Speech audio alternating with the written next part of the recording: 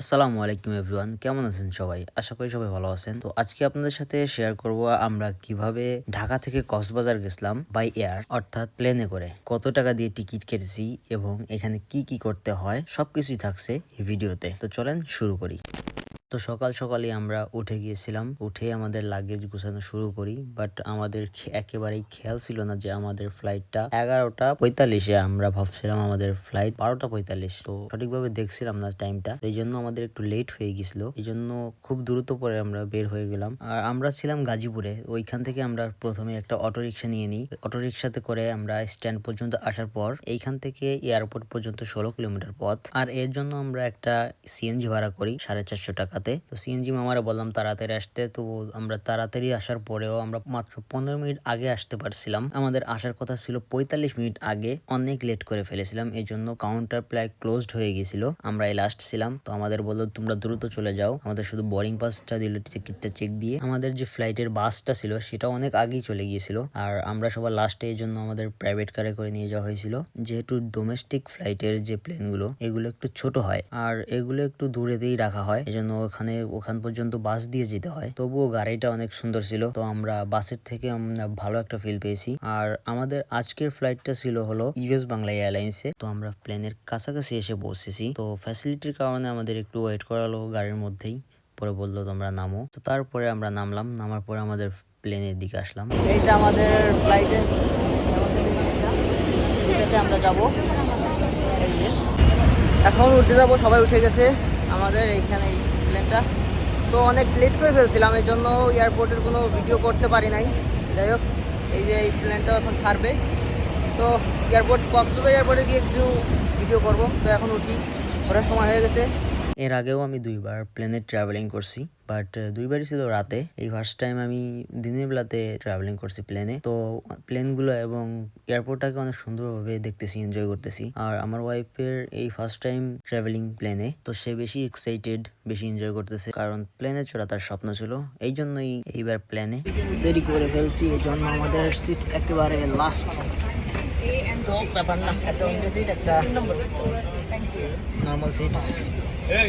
তো আমরা যেহেতু লেট করে ফেলছিলাম, এই জন্য আগে আগে আমরা প্লেনে ঢুকে পড়েছি। আর অনেকেই আছে এখনো ভিডিও করতেছে, পিক তুলতেছে বাইরে। আর সবাই সবার সিট নিয়ে নিতেছে, সিটে বসে যাচ্ছে। তো যাই হোক, আমরা পাশাপাশি 2টা সিট পেয়েছিলাম একেবারে লাস্টে। আর 2টা সিট মাত্র খালি ছিল এই প্লেনে। মোট ট্রাভেলিং করতেছিলাম আমরা 73 জন। এখন অ্যানাউন্সমেন্ট হচ্ছে ঢাকা হতে কক্সবাজার বিমানবন্দর, কক্সবাজার পথে 15,000 ফুট উচ্চতায় উড়ে আনুমানিক 1 ঘন্টায় আমরা কক্সবাজারে পৌঁছে বলে আশা করছি।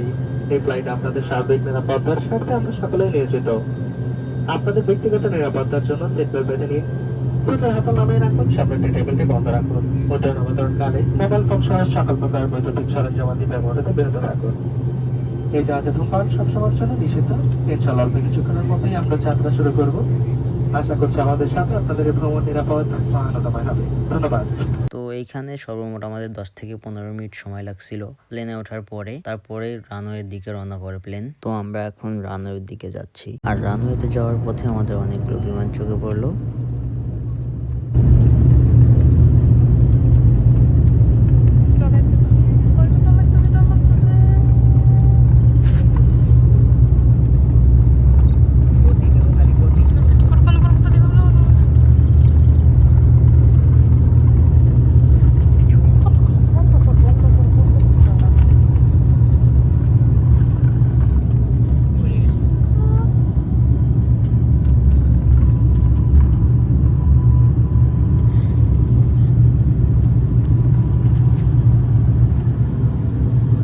আর যারা প্রথমবার ট্রাভেলিং করবে প্লেনে, অবশ্যই তাদের একটু ভয় লাগবেই যখন টেক অফ এবং ল্যান্ডিং করবে। আর মাঝে মাঝে একটা দোলা মারে প্লেন, বাতাসের কারণে অথবা অন্য কোনো কারণে, তখন একটু ভয় লাগে। তো আমার ওয়াইফ, সে নিজে অনেক ভয় পাইছিল। বিশেষ করে যখন প্লেনটা টার্নিং করে, তখন প্লেনটা অনেকটাই কাত হয়ে যায়, তখন অনেক ভয় পাইছিল। তো এটা স্বাভাবিক, প্রথমবার যারা প্লেনে উঠবে তাদের এইটাতে ভয় পাওয়া। আর প্লেনের সৌন্দর্য তখন থেকে শুরু হয় যখন থেকে দেখা যায় বিল্ডিং গুলো অনেক ছোট ছোট, পাশাপাশি সবুজের গাছপালা দেখা যায় অনেক ছোট ছোট মেঘের উপর থেকে। এটা দেখতে অনেক সুন্দর লাগে। তো প্লেনটা টেক অফ করার 15 থেকে 20 মিনিটের মধ্যে আমাদেরকে নাস্তা দেওয়া হলো। তো এইখানে খুলে দেখলাম এর মধ্যে দিয়েছে একটা করে স্যান্ডউইচ, একটা ম্যাঙ্গো বার, একটা সস আর একটা পানির বোতল। তবে এটা সম্পর্কে আমাদের ধারণা ছিল না, আমরা জানতাম না যে এগুলো দেবে মাত্র 1 ঘন্টার ফ্লাইটে। তো এটা অনেক ভালোই লাগলো আমাদের কাছে, আমরা তো জানতাম এরকম কিছু দেবে না এত ছোট ফ্লাইটে। আর খেতে টেস্টটা বলা যায় ভালোই লাগলো। তো যাই হোক আমরা খাওয়া দাওয়া করলাম, দিছে যখন খাইতে তো হবে। তো খাওয়া দাওয়া শেষ, প্রায় 40-45 মিনিট পরে আমরা দেখলাম পাহাড়। তো পাহাড় যখনই দেখলাম তখন ভাবলাম যে আমরা চট্টগ্রামের মধ্যে পৌঁছে গেছি। তো চট্টগ্রাম এবং কক্সবাজার দুটো জায়গায় পাহাড় আছে, তো অনেক ভালো লাগলো যে আর বেশি সময় লাগবে না। প্লেন থেকে পাহাড়গুলো দেখতে এত সুন্দর লাগতেছিল, ভয়ঙ্কর সুন্দর যাকে বলে। তো যারা প্লেনে আসবেন এই ভিউটা মিস করবেন না, এটা অবশ্যই এনজয় করবেন। তারপরে যখন আমাদের ল্যান্ডিং হবে, ল্যান্ডিং এর আগ মুহূর্ত থেকে যখন সমুদ্রের উপর দিয়ে চলবে প্লেনটা, তখনও অনেক সুন্দর লাগে, সমুদ্রের উপর দিয়ে যাচ্ছি, এটা অনেক ভালো লাগে। তো আমরাও চলে আসছি, প্রায় আমাদের ল্যান্ডিং এর সময় হয়ে গেছে। আর প্লেন ল্যান্ডিং এর সময় কানের মধ্যে একটু ঝিম ধরে থাকে, এটাতে ভয়ের কিছু নাই, সবারই হয় এরকম। তো যাই হোক আমরা ফাইনালি চলে আসছি, প্রায় পৌঁছে গেছি কক্সবাজার এয়ারপোর্টে। এখনই আমাদের চাকাটা নামবে। চাকাটা নামার সময় একটা অনেক বড় একটা ঝাঁকি মারে প্লেনটা। তো আলহামদুলিল্লাহ আমাদের ল্যান্ডিংটা অনেক ভালোভাবে হয়েছে, আমরা সেফলি কক্সবাজারে পৌঁছে গেছি।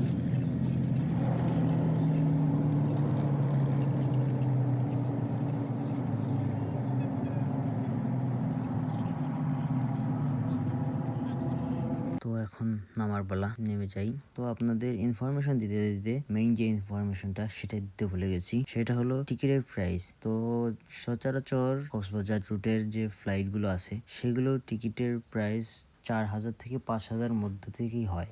আর আমরা টিকিট পেয়েছিলাম 4,500 করে জনপ্রতি, দুইজনের 9,000 টাকা।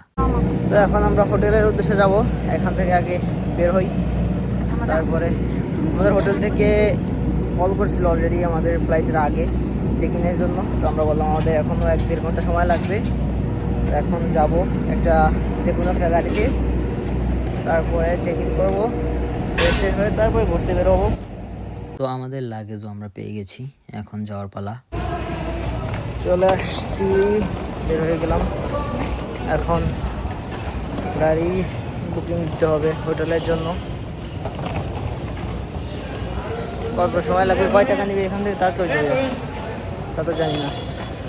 তো এই এয়ারপোর্ট থেকে আমরা একটা অটো ভাড়া করি 200 টাকাতে, তাও একটা বেশি হয়ে যায়, এটা আমরা সঠিক জানতাম না, ভাবছিলাম যে 200 টাকায় কম, বাট পরে বুঝলাম যে 200 টাকা এখানে বেশি, এর থেকেও কমে আমরা যাইতে পারতাম। তো আমরা এখন হোটেলের উদ্দেশ্যে রওনা দিয়েছি।